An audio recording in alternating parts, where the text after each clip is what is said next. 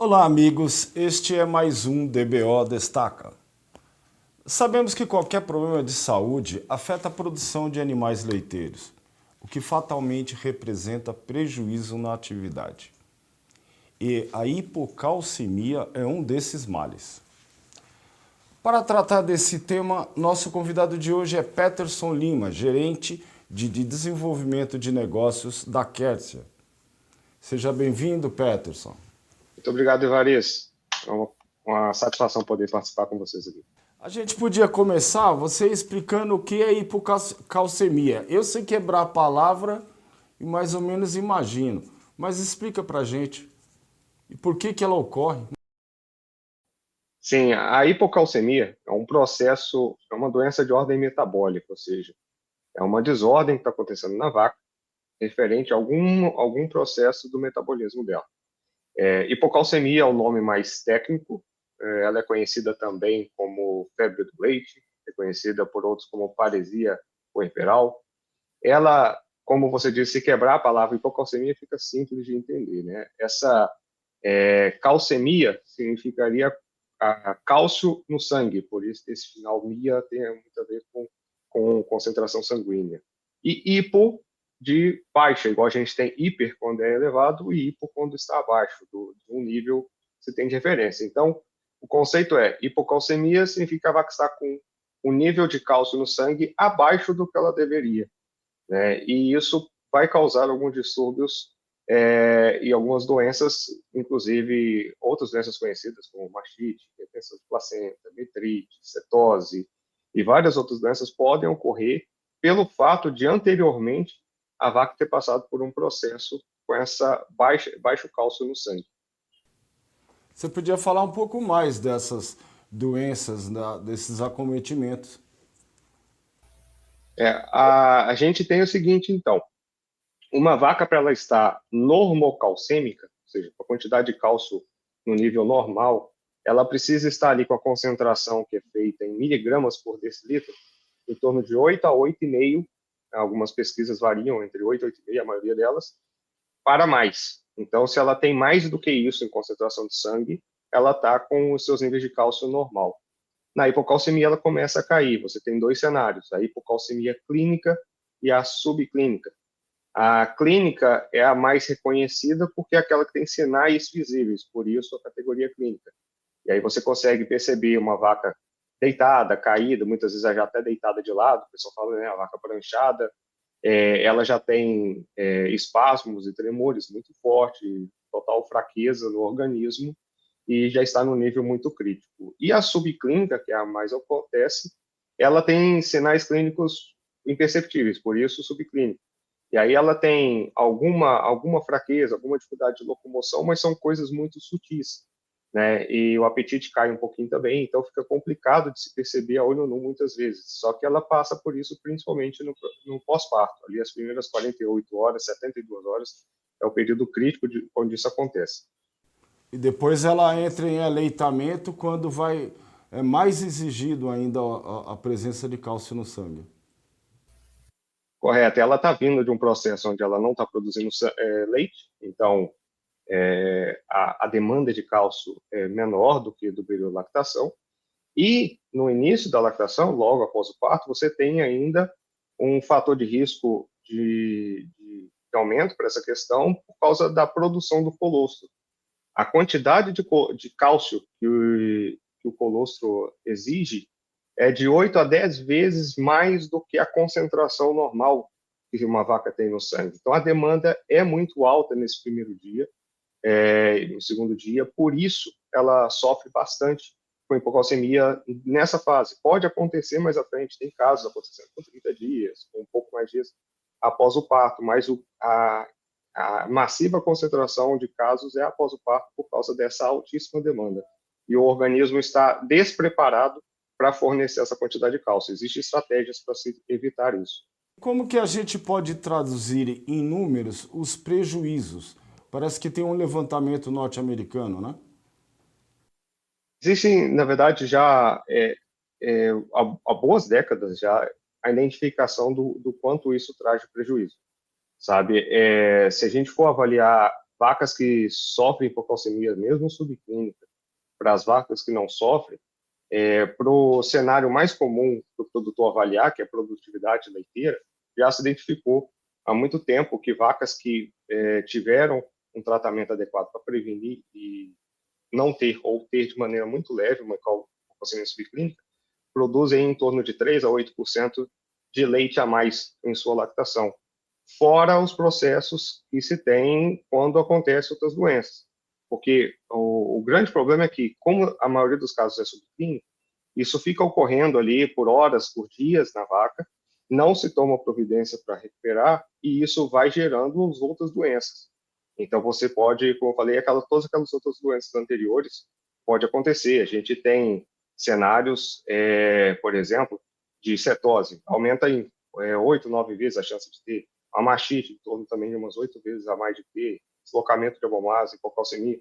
Então, um valor específico para a hipocalcemia é difícil de atingir, de definir, por causa de todos esses processos que pode acontecer, mas existem vários estudos que já identificam que casos subclínicos vão ter aí hoje, corrigindo a moeda, em torno de R$ 1.000 ou R$ 1.500, se somar todos os prejuízos que isso veio causar, até mesmo lá no atraso à reprodução daqui 60 a 90 dias.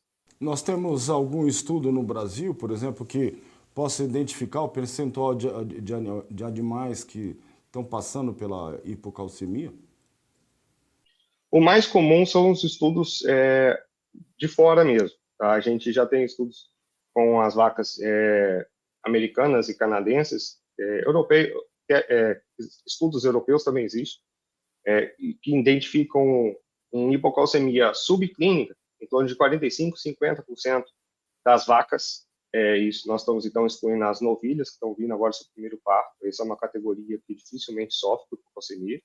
Então, segundo parto em diante, mais ou menos metade das vacas ocorre níveis subclínicos, e a clínica em torno de 5% é o mais comum, mas já vi estudo brasileiro identificando até 15% de incidência do caso clínico, que é o mais grave, mas o que mais traz prejuízo, que é o subclínico, corresponde mais ou menos ao que a gente já vê na América do Norte, em torno de 45%, 50% dos animais.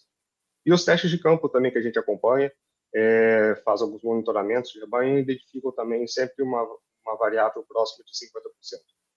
O custo de tratamento é dispendioso, vai depender da doença que sai dela, né, da hipocalcemia.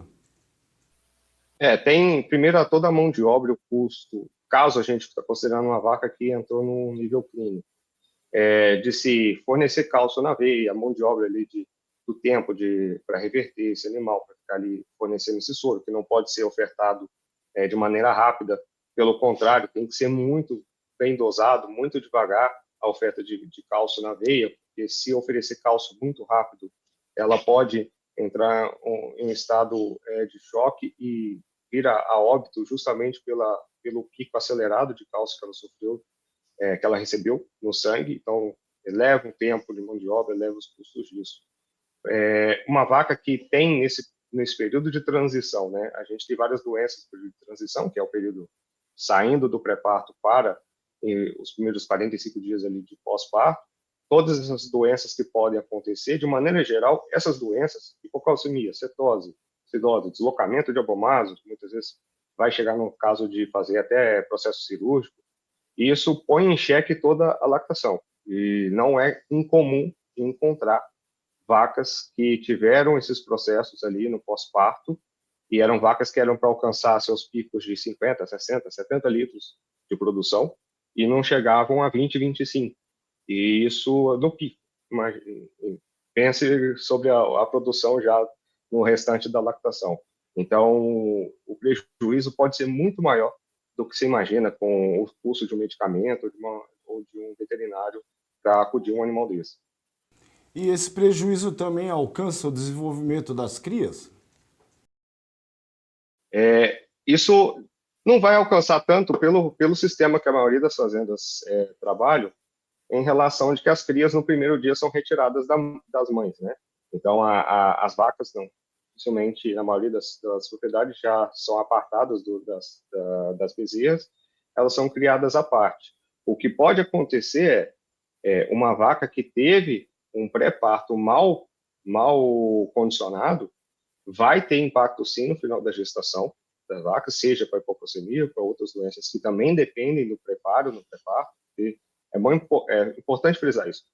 Tanto a hipocalcemia como essas outras doenças de transição, é lá no início do pré-parto, seus 30, 45 dias antes do parto, que se começa a trabalhar para prevenir.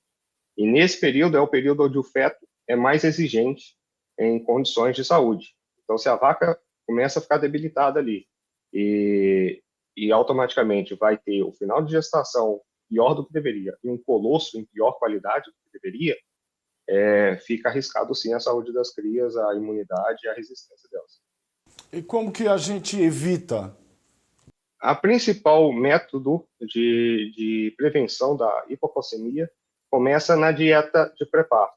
Tá? Esse é um dos fatores, é um dos principais, mas não é o único. Mas significa o quê? Durante o pré-parto, as vacas precisam receber ali uma dieta chamada aniônica, com sais aniônicos ou sais que têm vai ser uma dieta que tem uma questão de cargas, que cada tipo de mineral tem carga positiva ou negativa. Então, ela precisa ser majoritariamente de cargas negativas. Isso por toda uma relação que a vaca tem no organismo de hormônio para mobilização de cálcio, que ele é muito mais produzido e permanece em maior concentração no sangue, enquanto a vaca está com cargas negativas no corpo, enquanto ela está acidificada, como a gente costuma falar. Então, a gente precisa trabalhar desde o pré-parto com uma dieta aniônica, e existem níveis, existe uma forma de calcular, os nutricionistas já é de conhecimento amplo deles, de como preparar essa vaca para ela ficar com o seu organismo de metabolização de cálcio em alto desempenho, porque ela vai precisar retirar cálcio tanto da dieta no pós-parto como dos ossos. E para ela fazer isso, esses hormônios precisam estar calibrados e depende dessa acidificação do organismo. Fora a dieta, isso vai ter muito impacto na caso clínico. Pensando no subclínico, que é o que alcança a maior parte dos animais, aí você precisa de um trabalho mais completo. Precisa pensar em conforto, em ambiência, em estresse, tanto de social como térmico das vacas. Vai por reposição de cálcio no pós-parto também, de via oral, de maneira preventiva. Existem soluções tecnológicas, tanto líquido como em comprimidos, chamados de bolos. Então, você tem que fazer um trabalho mais amplo para reduzir lá a subclínica, porque essa dieta de base na pré-parto, a dieta aniônica, ela vai atingir principalmente a clínica. A subclínica precisa de um trabalho mais intenso. E me diga uma coisa, essa nutrição, essa necessidade, ela pode variar de acordo com o regime de criação? Por exemplo, se é de pastejo ou se é confinado, essa produção leiteira? A gente tem um desafio maior no animal que é de pastejo, pela seguinte questão, de que uma vez que ele está exposto a ingerir boa parte da sua dieta diretamente do pasto, pastagem, de maneira geral, tem muita concentração de potássio. E potássio é um mineral de carga positiva. Então, ele trabalha contra a dieta aniônica. Então, você tem um desafio de conseguir manter esses animais numa condição de semi-confinado, com uma oferta majoritariamente da dieta aniônica. Esse é o maior desafio. Junto com isso, por o animal estar a piquete, ele está mais exposto ao estresse térmico, o calor. Então, aumenta mais ainda o risco não só para a hipocalcemia, mas essas doenças de transição que são muito afetadas por estresse térmico por calor. Então, você tem um maior desafio por conta disso. Não porque necessariamente não tem como trabalhar, só que aí vai ter que investir mais ainda em ambiência para esses animais. Acaba que quem está com o animal confinado em compost, em cristal, tem um melhor controle disso, por um melhor controle da dieta e mais conforto térmico. E me diga uma coisa, dá para pensar nesse problema em relação às vacas de corte, que no caso elas mesmas amamentam seus bezerros? Vai acontecer, mas aí já é um problema bem menos preocupante, até pelo volume, né, de leite e toda a demanda que uma vaca de corte costuma ter comparado a vaca leiteira, né? Como o volume é menor e são animais mais rústicos, de maneira geral, esse é um problema menos comum ou menos preocupante para essa categoria de animal. A grande preocupação é principalmente o gado leiteiro. Peterson, muito obrigado pelas suas informações. É isso, eu que agradeço e fico à disposição aí para poder contribuir quando precisarem. Obrigado pela oportunidade. Ok, eu falei aqui com Peterson Cima, gerente de desenvolvimento de negócios da Kerzia. Este foi mais um DBO Destaca.